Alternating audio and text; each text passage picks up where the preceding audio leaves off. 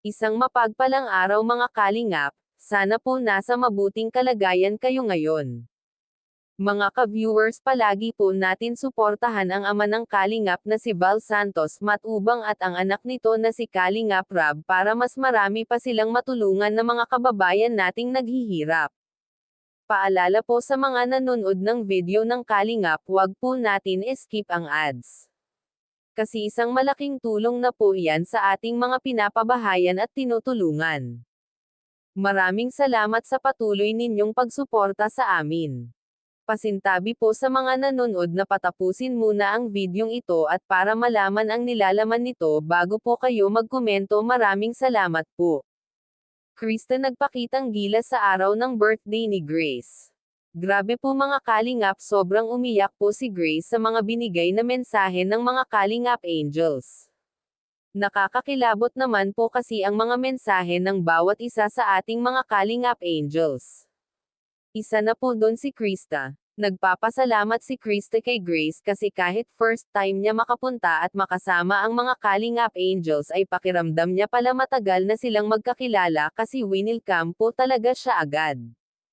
At proud si Krista una kay Grace kasi unang magkasama sila ay dito niya nakita at naramdaman kung gaano kabait si Grace sa kanya, at mga kalingap deserve naman kasi ni Krista na i-welcome siya ng buo kasi mabait naman siya at higit sa lahat talented po talaga si Krista at syempre nagpapasalamat po si Krista sa family Matubang, kasi tinulungan siya ng mga ito. Kahit mga below the bed na yung mga comment, kahit below the bed na yun, hindi mo pa din ako iniwan. Andun ka pa rin bilang best friend ko. Siya po yung best friend ko talaga sa Kalingap. Siya po yung pinaka-close ko kung kaibigan. Sobrang approachable po talaga ni Ate Grace. Pagkasama po siya ng Team Kalingap, hindi ka po makakaramdam ng ma-out of place ka po. Kaya sobrang nagpapasalamat talaga ako na nagkaroon ako ng katulad mong kaibigan, Ate Grace. Yun. Thank you kasi napaka-supportive mo rin na best friend. Yan. Ang wish ko lang sana marami pang blessings ang dumating sa buhay mo. Yan. Thank you. Happy birthday, I love you. Thank you. Ayan, tawagin naman natin si Krista, palakpakan po. The first one na kasama dito. Ano mo meron yun dyan? Ano na naman? Ang dami naman nililito na ako sa'yo. Ano ba? Okay, sige Krista. Hi, Ate Grace. Ang ganda mo naman. So, hindi, babae ko talaga ngayon. Di na itong unang meet natin talagang parang lalaki yung dating niya po sa akin yung lakad niya. Ayun, thank you so much po kasi nung unang meet pa lang po natin is welcome na ako agad. Kahit bago pa lang po ako sa Kalingap, pinaramdaman na po na parang sobrang tagal ko lang makakasama kayo. Maraming salamat po.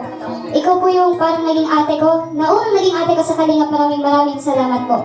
At sana matupad yung mga pangarap mo, and palagi ka mag-iingat. Happy birthday. Thank you. Hey, thank you very much Krista. Palakpakan naman po natin. Siyempre. Ang daming nabubuong mga friendship agad-agad. Thank you. Mga kalingap, grabe ang ginawa nila Krista. At talagang nagpapasalamat siya lalo na kay Kalingap Rab. Simula nang makilala siya ay tuloy-tuloy po ang blessing na dumating kay Krista kaya napakaswerte niya po kasi marami ang tumutulong sa kanya lalo na po nagmanga sponsor niya na halos walang sawa magbigay ng blessing sa kanya. Nakakatuwa po kasi si Krista mga kalingap, hindi lang po maganda kundi mabait at may talent pa. Marami rin ang kinikilig sa kanila ni Mikoy. Nakakatuwa po kasi marami silang napapasaya mga kalingap. Hanggang dito lang po muna ang ating reaction video.